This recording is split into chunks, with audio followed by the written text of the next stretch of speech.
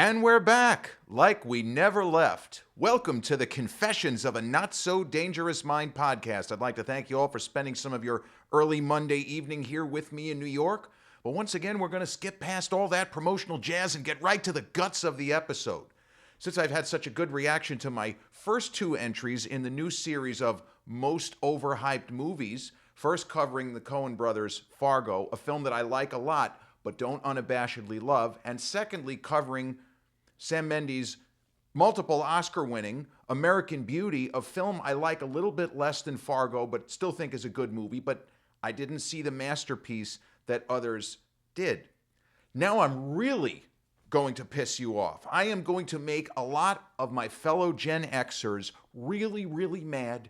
I might lose subscribers over this because one of our movies, a film that routinely ranks in the top 10, if you ask Gen Xers, especially people who look like me, people who think like me, people who love action and suspense, and a lot of the actors from this movie, this is supposed to be a favorite film of mine, as other 90s classics such as The Matrix, and of course Fight Club, Unforgiven, In the Line of Fire with Clint, The Rock with Nicolas Cage and Sean Connery, testosterone stuff.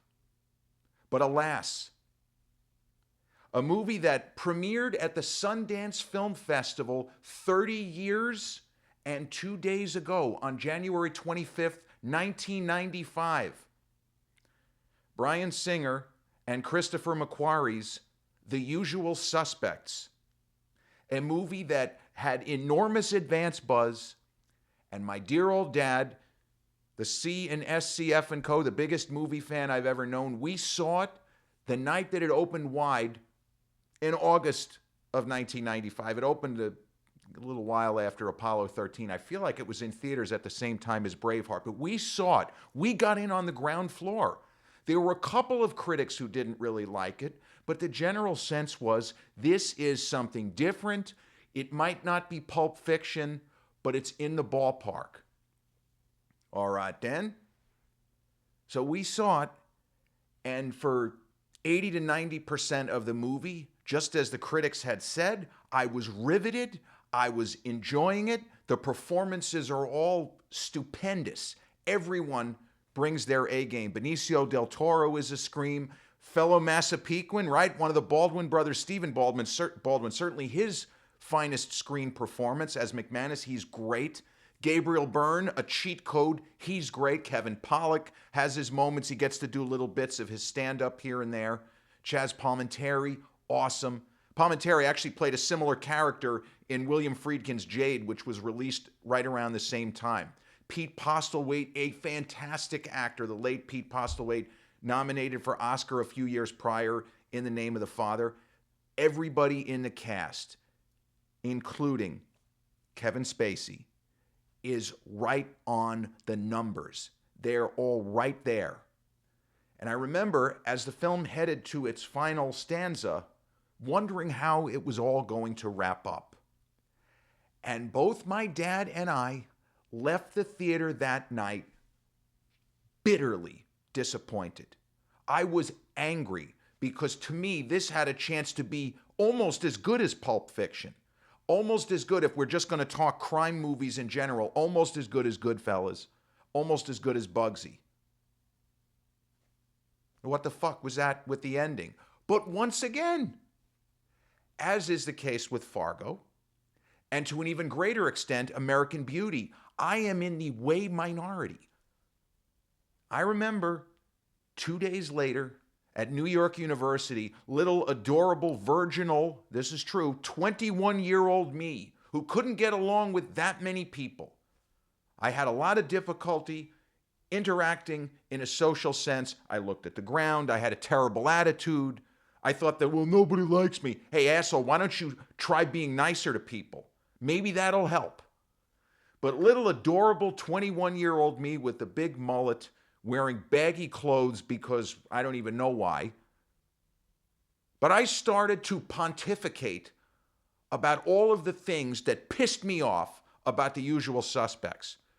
I started by basically saying to some of my classmates, we were in the Tisch Common Room at New York University. I just can't believe this is like 30 years ago. But I started pontificating on this movie. It was right at the beginning of the 1995, the fall 95 semester. And the other people in the group had seen it. They all really liked it. I was angry that they liked it as much as they did. I wanted to have seen the movie that they saw. I wanted to not be bitterly disappointed by the ending, but I was. And I was still hopping mad however many days later this was. It probably was within the week. Because NYU used to start the fall semester at the end of August. It always just ticked me off. But what are you going to do? So I started explaining. It did not make sense. I did not buy the angle also, but this only bothered me in retrospect when I was so mad about the ending. I just didn't buy the idea that all of these events that we were witness to, we have no idea if any of it was true. Is the entire story one big mindfuck? Is anything, spoiler alert, anything that Verbal Kint has to say, is any of it true?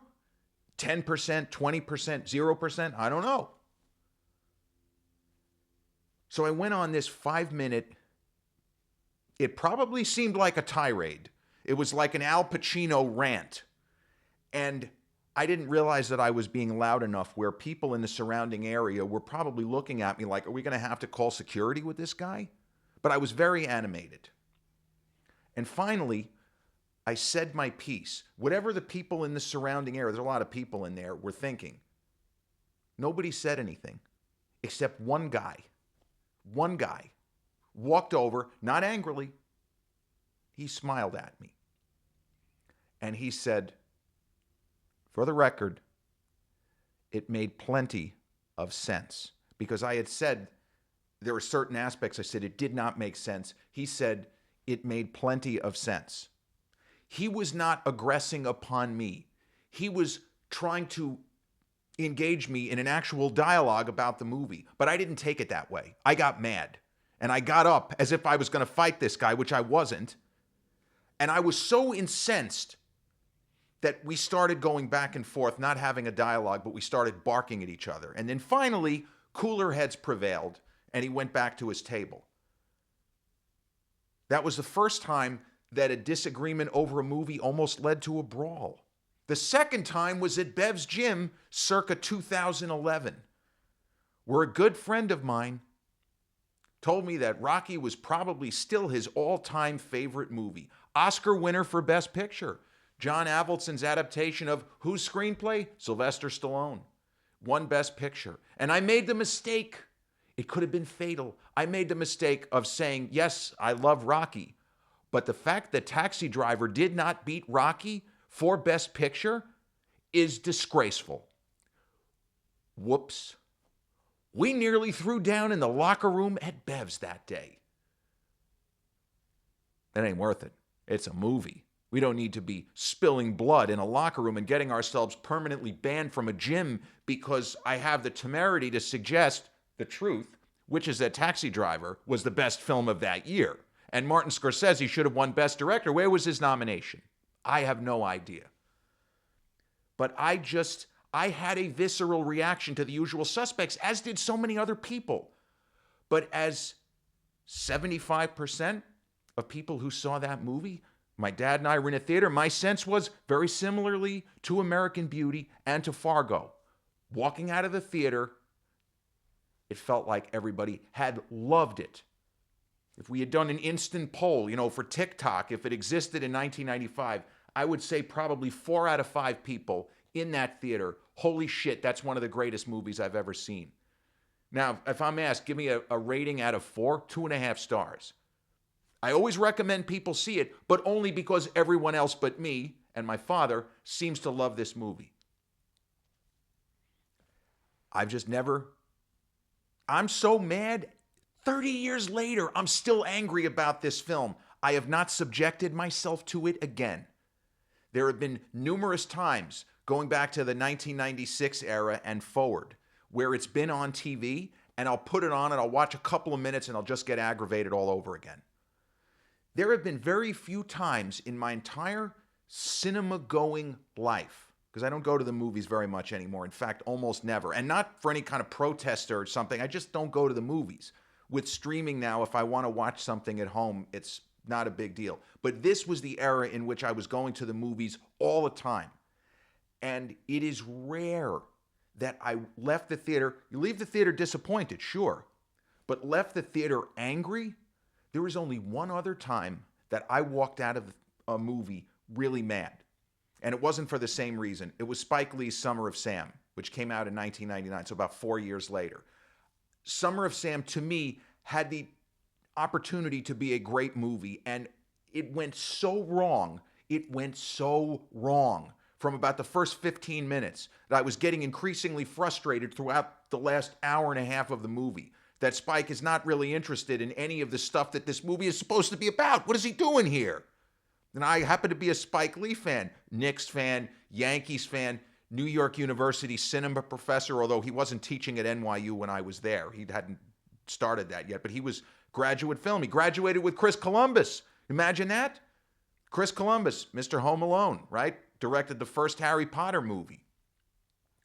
But this film has always been one of those that I consider to be a great near miss. And to give you perspective, what I mean by that is the level of quality is outstanding. It's 10 out of 10 for the first 90% of the movie. And, you know, I remember while watching it, mild spoiler, I was pretty sure that the Gabriel Byrne character, that was Kaiser Soze. Kaiser Soze, it had to be him.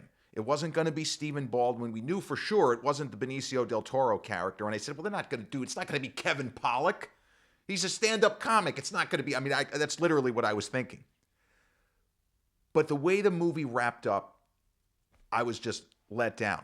But the level of quality in Christopher McQuarrie's screenplay, not surprisingly, he won the Best Screenplay Oscar. And I remember at those Oscars, I wasn't really upset about him winning because so much of the script is phenomenal. It probably read really well. I didn't read it, so I don't know how close it was. And I don't know if McQuarrie's original ending was what we got, because this is the sort of film where I don't know if they always intended it to be exactly what it was, or whether Bryan Singer found it in the editing room. Not sure about that. This may have always been the ending. But, okay, here's what I think it was. Now I'm remembering this. I think they filmed multiple endings so that the actors didn't know who Kaiser Soze was. I'm pretty sure that's what it is. And so by doing that, Singer presumably figured, I'm going to get the most natural performance. So there must have been some level of artifice where it was teased that there were multiple possibilities or something. That I'm quite confident is accurate. So that doesn't mean that it was going to be anybody other than who it was. It's just that they wanted the actors to have more natural reactions. They didn't have it like in the back of my mind that I'm Kaiser Soze, I might act a little bit differently. So we'll just say it's this guy or whatever it is. That's a good filmmaking technique. You know, don't give the actors too much of a heads up. Woody Allen has been known to do that, where he doesn't give the entire script. He might just give 10 pages at a time. Would you like to do this? Because he wants it to seem as realistic as possible, even if a story like The Usual Suspects really strains credibility or credulity, but we go with it. So at the Oscars the following year, 1995 is the weakest year of the 90s. It doesn't mean there weren't really high-quality films, which I would consider Usual Suspects a high-quality film. I just think that it's a big letdown at the end of the movie. But that was the year of Braveheart. That was the year of Apollo 13. That was the year of Mike Figgis leaving Las Vegas. Really terrific films. And Usual Suspects, many people would have actually had it as their favorite film of the year. You know, could have won Best Picture. Seven, speaking of Kevin Spacey. Yeah, it's strange. So 2 consecutive films in the most overhyped movie series with Kevin Spacey. Now, you want to talk talent, though. Think about what Kevin Spacey does in American Beauty as the sad sack Lester Burnham, right? Great performance. And then you see what he does in this movie as Verbal Kint, where he won an Oscar for supporting actor. Great performance. Same year. Spoiler alert, he's John Doe in Seven. It's not really that kind of a story, but he plays John Doe in Seven. And earlier in the same year, He plays a doctor working with Dustin Hoffman and Rene Russo to solve the medical crisis, which could be a planet killer in the movie Outbreak. Spacey he was just hitting on all cylinders. The talent off the charts, his ability to slip into different guises and different characters. He's a great mimic. I've seen him do some of his shtick where he imitates other actors. He's as good as it gets.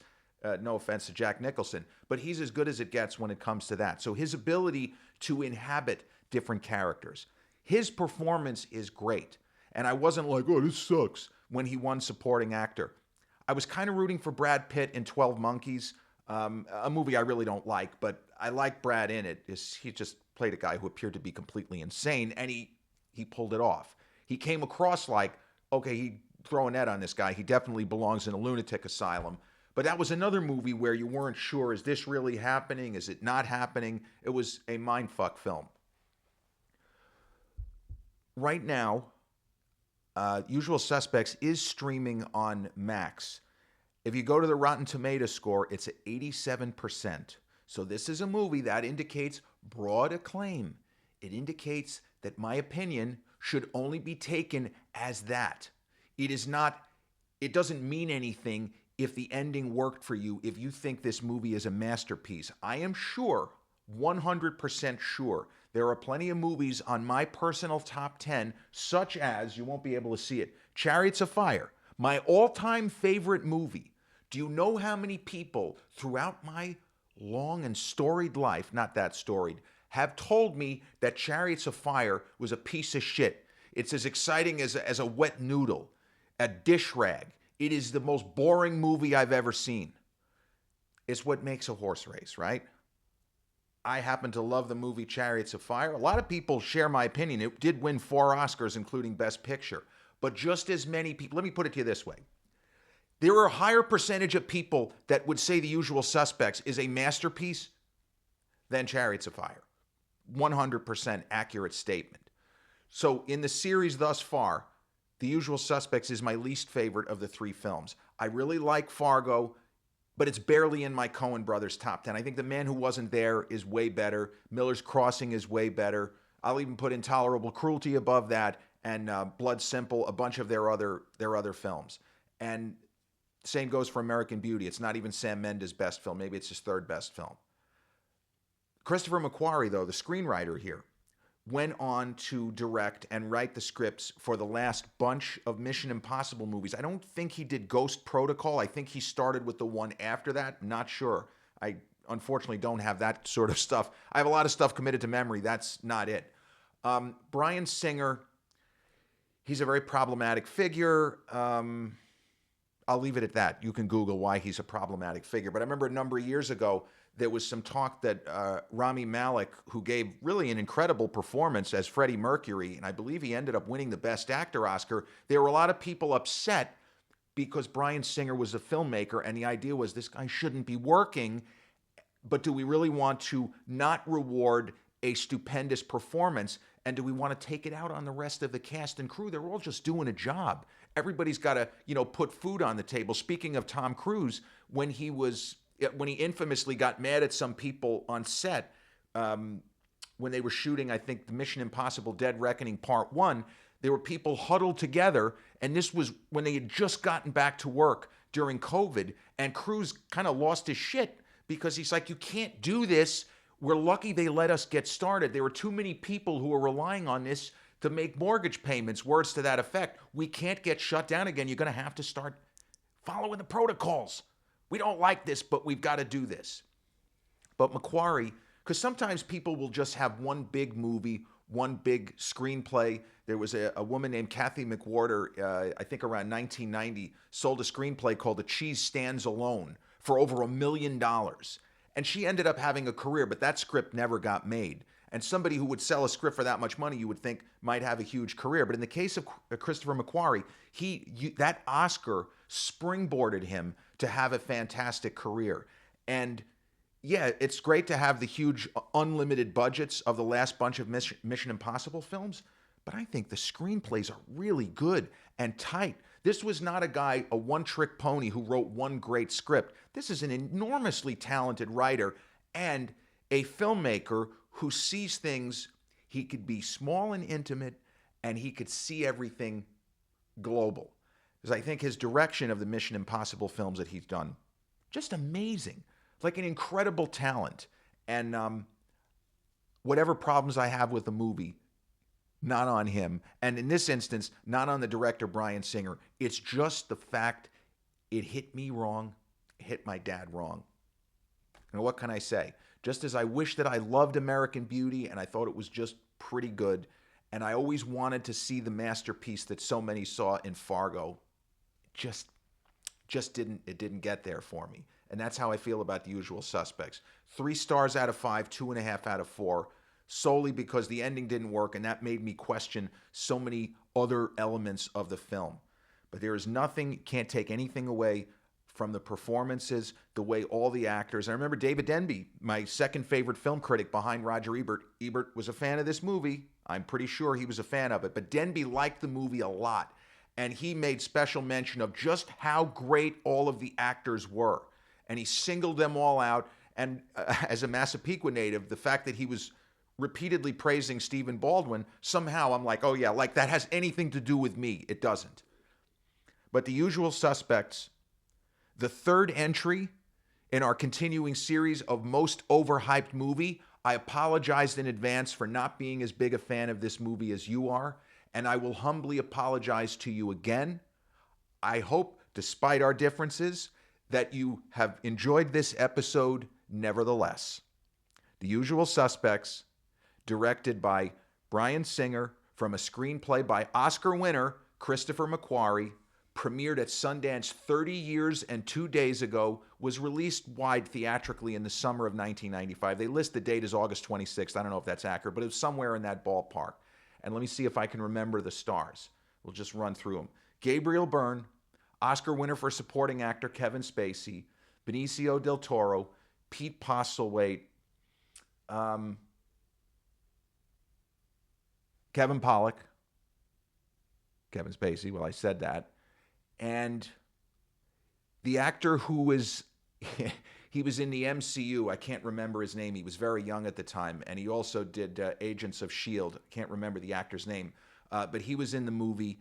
And James Cameron's wife, Susie Amos, was also in the cast of The Usual Suspects. This has been episode 425 of the Confessions of a Not So Dangerous Mind podcast. I'd like to thank you all for spending some of your Monday evening here with me in New York. If you check out this episode on the YouTube channel, haven't done so already, please click like, subscribe, comment, share, turn on those notifications. Or if you catch this episode on the audio platforms such as Podbean, Spotify, iTunes, or the others in which we're hosted, same general rule applies. Click like, subscribe, share, and turn on those notifications. I'll be back with a new episode real soon. And I hope to see you, and I hope that you don't all leave the channel. Peace.